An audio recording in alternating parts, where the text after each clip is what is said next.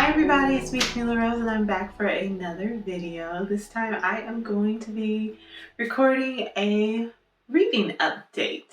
So as you know, I have done a 22 and 2022 for books that I'm reading, and now I'm going to share. I finished 2, so I'm on track. Super excited about that because as long as I can get those like 1.5 to 2 books a month, I'll be on track to get done.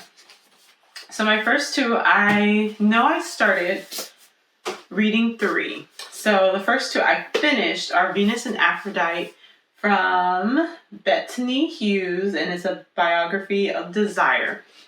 All right, so let's talk about this book.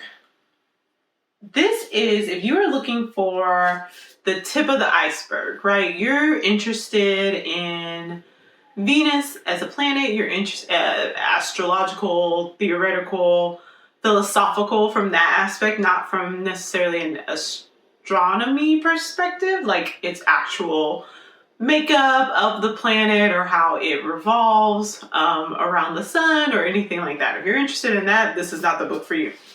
But if you're interested in that more theory side, maybe more spiritual, a little side, this is a great like intro text, I think.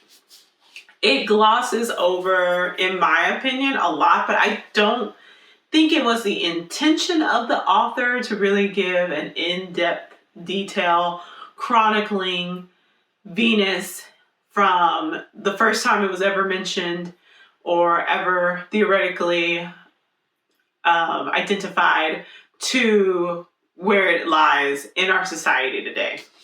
So the chapters that we go through, we have Venus and Aphrodite. There's a lot of art in here, which I love. I'm going to actually take the book jacket off because it drives me crazy. Because Venus is such a prominent figure in art and such often an inspiration for art. So there's a lot of photos in here, and there are a lot of reviews kind of how Venus has been articulated through art and how Venus has changed over time. So there is part of, and I have seen this in the British Museum, I love that, although it is not sure if that is Venus or if that is Ereshkigal, who is the Sumerian goddess of the underworld. But it does go over artifacts. It goes over this kind of story of Venus going from Sumeria with Inanna as goddess of heaven and earth. There we go. I was like, what is Inanna, goddess of heaven and earth? So there are many myths related, which I don't remember if I have. I don't think I do have Sumerian myths on my book list, but I've already read through quite a few of those. But Inanna has many myths associated with her. She was one of the prominent deities for the Sumerians, who eventually over time shifted into being Ishtar, and then the traces of them are connected to Aphrodite as we see her now, or as the Greeks and Romans viewed her. So Inanna, though, was much more of a purveyor of war, of violence, of taking things that you want because you want them. She was a very, she was just knew what she wanted, and she would go after it, and she would not stop until she got it, and she would do what she needed to do in order to get it. So Inanna would trick folks. She would, there's the mez, the me's I call them, but the mez, it might be miss. I don't ever remember how you're supposed to pronounce it. It's spelled M-E-S. And she got those from Inky by getting him drunk and kind of seducing him and like doing the Inanna thing, being charming and seductive and engaging. And she got all of these powers from him. And then once he was drunk, she was like, okay, well, got him, gotta go, and ran off. And then Inky sobers up a bit, and he's like, hey, where's all my stuff? Like, where's all the things that I had held dominion over?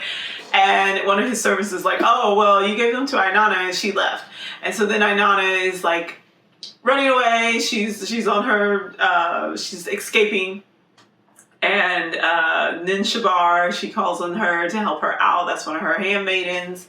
And Ninshabar does come and help her out, and then she escapes and she gets all these new areas that she rules over. So Inanna was very powerful. She has stories about destroying mountains. She has stories about, you know, just pulling down the bull of heaven. And, you know, if you're into astrology, a lot of these myths are tied to astrological times. So the myth, the bull of heaven is Taurian times.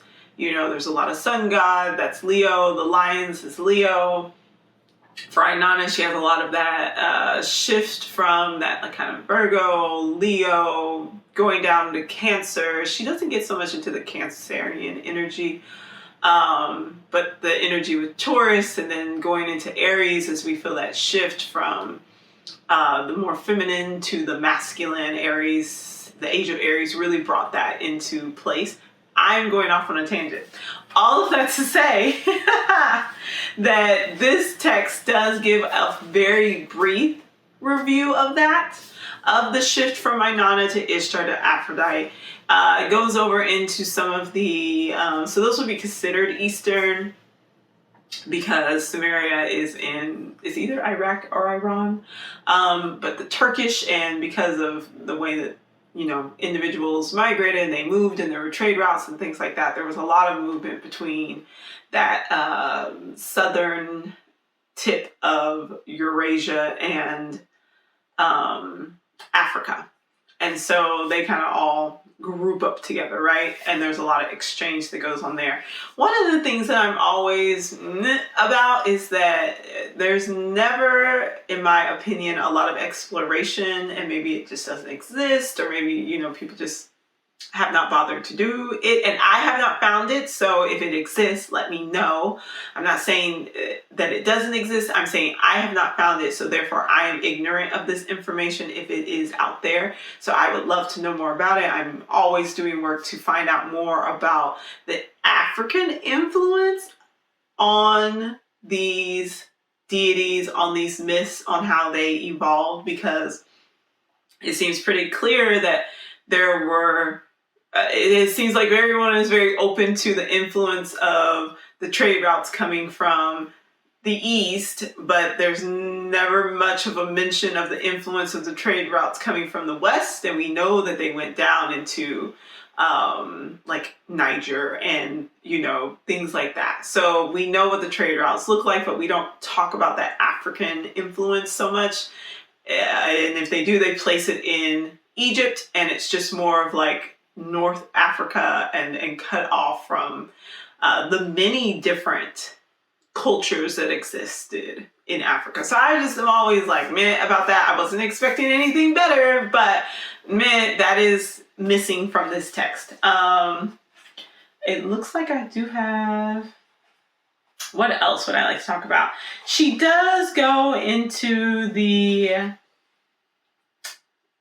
relationship between Aphrodite or Venus, more so. There's a lot of Venus, more so Venus leaning, and sexuality, of desire, the whole concept of desire, of sexual or sacred prostitutes. There's a little bit in that. I've seen conflicting evidence about sacred prostitutes and what that meant exactly, that it was, you know, they were priestesses, or there are some folks who are still wanting to claim that, well, they were just working, you know, this was their form of employment.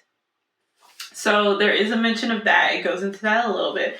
There is talk about her influence on art. Venus is very much so tied into the artistic world. Many people find the energy of Venus to be very invigorating and one that really calls them to dive into their artistic side, their creativity. And, you know, Venus is, if we do trace Venus back to that Inanna and life and death and the stories of creation and of heaven and earth, you do really see that pulling forth and going within, and the energy of movement and desire, and how that pulls us to want to do more and be more. There is mention, of course, of the relationship between Venus and Mars, and how those myths have impacted our view of Venus and kind of her role in the world. Venus loves Mars, and so there is a connection again that we see to that way back with Inanna, being that Venus is intimately connected to physical aggression, to anger, to using violence to get what you want. In the Mars book, which I'm also reading, which I haven't finished yet, so I won't be doing a review on yet, there are wonderful discussions about how Mars shows up in our life and how Mars can act in this way of, if you want something, there's this premise that goes around about abundance, right? And having an abundant mindset, and that, there's enough for everyone. But in the book, I love that they acknowledge that although that may be a theoretical reality, although that may be an actual reality, like there is physically enough for everyone, our current economic and political structures function in a way to create limits. And because of that, that changes the reality of which we live in. So like there's the one side that says, yes, there is actually enough, but there's the other that says, as we're actually alive in this world, living and breathing, going about our daily structures, our systems are built in a way that creates those limitations. So there is the reality of, you might want a particular job, you might want to live in a particular home, you might want to live in a particular space, you might want a particular thing. And if it's something that's not mass manufactured,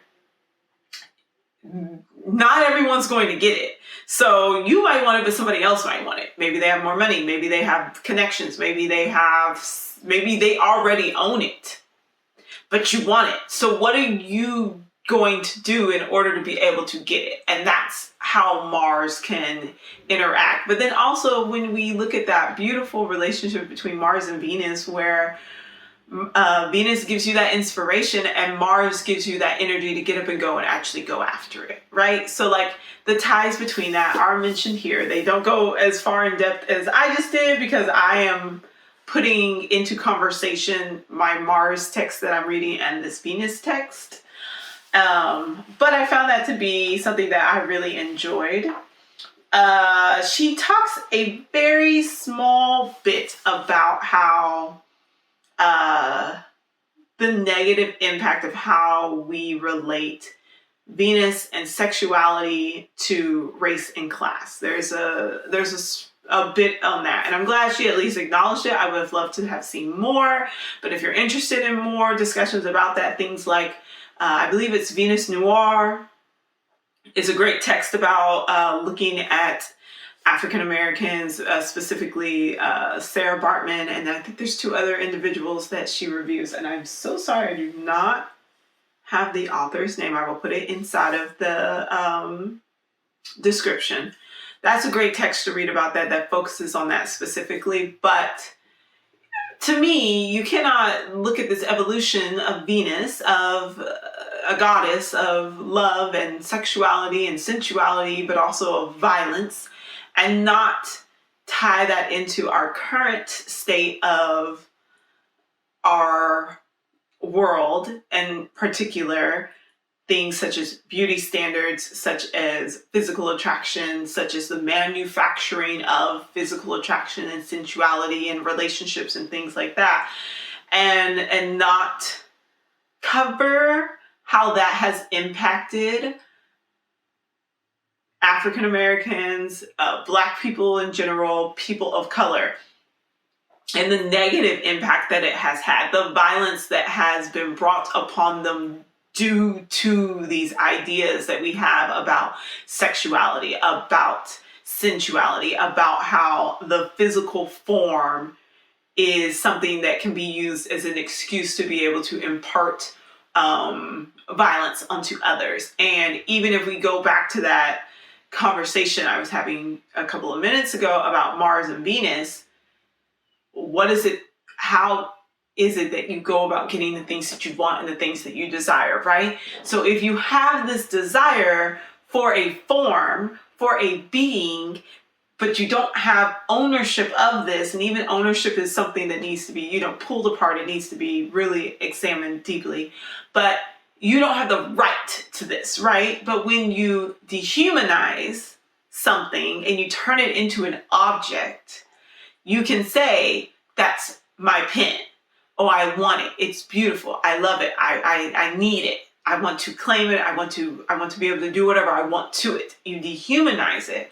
And then it says that you can own it. It says that you can do whatever you want with it, and no one else can tell you what it is. And so when that happens and that transfers to people, where we get this idea that we can own them and therefore we can do whatever we want to them, whether it is horribly heinous and violent and destructive, or whether it is treating them like they are the most, precious thing in the world, like that is still objectification. And I think sometimes, because it is a very complex conversation, it can be very uncomfortable and people want to get it right, that they can gloss over that. And then that's not, I firmly believe that this is not her area of expertise. She has not written anything on these subjects. She has been firmly kind of in Greek Roman mythos. So I understand, but I would love to see, and maybe that's something I will end up doing more of that conversation and shifting in and discussing that. But I'm glad she brought it up. I really do feel like she glossed over it, though. I would have loved to have seen just a little bit more that just says but she does say that it is an awful thing that has happened. And I think that that's important to always include, because people talk about Venus and they talk about the mythology and they talk about the astrology of it, but they don't talk about that negative side. They talk about Venus as being conniving, as being manipulative, as being used to the feminine wiles, the Venetian ways to trick people. Basically, they put her in a trickster role to trick people into giving her what she wants. But they don't talk about how people use Venus and what we associate as Venus as a way to punish those who they feel like carry Venetian aspects of themselves, who fit into their stereotypes of being manipulative, of trying to seduce and to trick individuals into behaving a certain way, giving them a certain thing. And I think that that's something that you cannot divorce from the conversation of Venus. If you're going to talk about Venus, you have to talk about Venus as a whole, and even how our perception of Venus is not something that comes, it's something that we have created. So therefore, it's not like we can necessarily, and if you go to spiritual route, the whole spiritual route, then yes, you can say, no, Venus has its own aspects and we are only interpreting what those are. But even then, we are projecting onto our explanation of what we have experienced.